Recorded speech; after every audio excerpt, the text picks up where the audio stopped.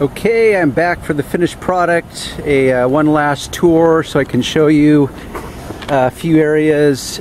Once again, I'm not shooting in HD, so I apologize, but if you look along this edge, you can still see a nick or scratch. There was a bunch of scratches through here.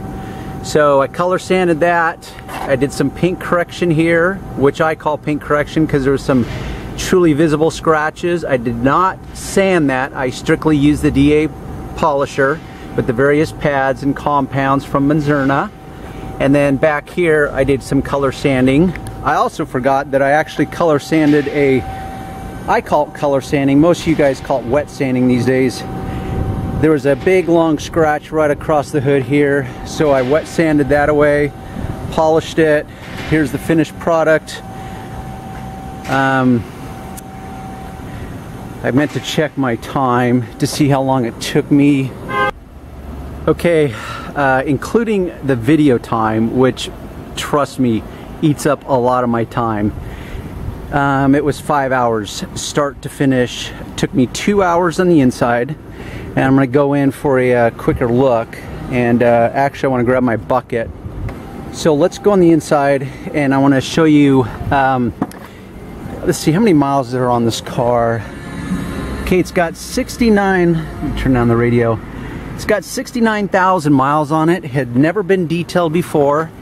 It is an 08, manufacture date is 1108.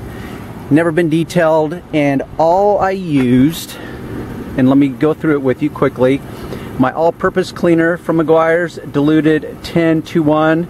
I found out the new revised correct dilution ratio is you fill it up to the line with water, and then you fill it up to just below the ribs with solution or the concentrate. So I use that on the leather, the carpeting, the door panels, everywhere. I use various brushes, from my detailed dusting brush. I've got my scrub brush, and then I've got my scrub pad, synthetic non-abrasive scrub pad. I limited use of my magic eraser, and then this brush to get in these tight areas just to break loose the dirt and the debris when I vacuumed. I use my microfiber to mop up after I shampooed it. That's how I cleaned it. Then I use my stoner, which looks different from the one that you will find on my website, but it's the same product. It's a spray shine. I use that to slightly enhance or dress the interior because it's black. It creates a very uniformed look to the leather. I know the lighting is just going to pick up all kinds of weird, I don't know, weird lighting, whatever. It's going to reveal, I never know what's going to reveal. Sometimes it's very bad. If you were here in person, you'd look at this interior and say, wow, this thing looks like it rolled off the showroom. As far as a used car goes, I mean, it's, you know, virtually perfect. And that's not to float my own ego. That's just saying that the right products can be simplified, and you don't need all these dedicated products, and you can cut to the chase through various techniques, and I've highlighted numerous of them to you guys. And then also what I want to apply, and I'll just keep talking here as I pan around, is a realistic perspective. So on the forums and the YouTube channels and so on and so forth, you've got all different types of people, from hardcore enthusiasts that have no life and they eat, live, breathe, and sleep nothing but detailing.